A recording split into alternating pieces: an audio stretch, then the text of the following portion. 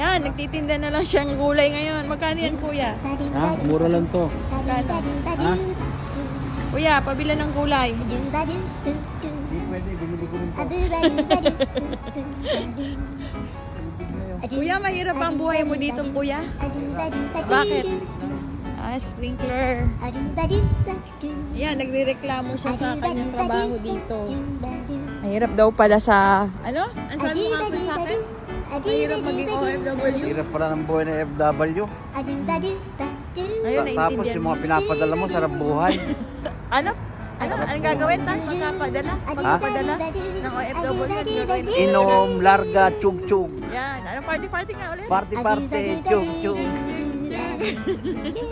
Eh ngayon, ano na naiisip mo? Puta, hirap pala. Na-realize mo na ba? Hirap pala kumita ng pera dito sa abroad. Paghihirapan mo talaga. O, teka.